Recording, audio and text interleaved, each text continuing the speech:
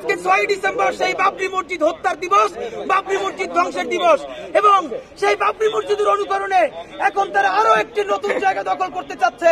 আজমির শরীফ দখল করলে এর পরিণতি হবে অত্যন্ত ভয়াবহ।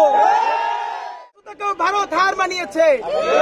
আমরা আজকে এমন দিনে ইন্ডিয়ান এম্বাসিতে স্মারকলিপি নিয়ে যাচ্ছি যেই দিন 1992 সালের আজকের দিনে 800-1000 বছরের পুরনো ঐতিহ্য বাবরি মসজিদকে তারা ধ্বংস করে ধ্বংসের লীলায় মেতে উঠেছিল।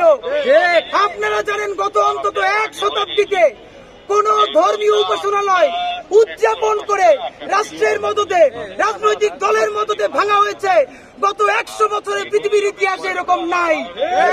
দ্বিতীয় বিশ্বযুদ্ধে নাজিরা যখন আক্রমণ করেছে তারাও এরকম কোন উপাসনালয় হামলা করে ধ্বংস করেছে এর কোন নজির নাই, যেটা ভারত করেছে 1992 সালে।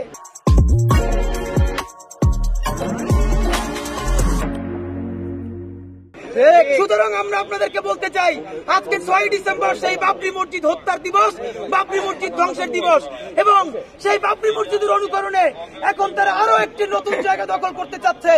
1000 বছরের ঐতিহ্যবাহী, যেটা শুধু মুসলমানদের প্রাণ নয়, হিন্দু, মুসলিম, বৌদ্ধ, খ্রিস্টান, সারা বিশ্বের লক্ষ লক্ষ মানুষ যে আজমির শরীফ দরগাহে প্রতিবার আসে, যেটা মানুষের শান্তির একটি মিলন কেন্দ্র, সে আজমির শরীফকে, সম্প্রীতির কেন্দ্রকে দখল করার জন্য তারা নতুন ন্যারেটিভ নির্মাণ করেছে।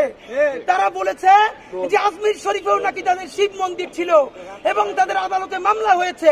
আগামী 20 তারিখ সেইটা শুনানি হবে। এর মানে আপনি ধরে রাখেন বাবরি মসজিদের পরে 20-30-40 বছর পরে আজমির শরীফকেও তারা দখল করে শিব মন্দির বানায় ফেলবে। সুতরাং বাংলাদেশ শুধু না, সারা বিশ্বের সমস্ত শান্তিকামী মানুষদের তরফ থেকে আমরা ইন্ডিয়ান এম্বাসিকে জানাতে চাই, আজমির শরীফ দখল করলে এর পরিণতি হবে অত্যন্ত ভয়াবহ।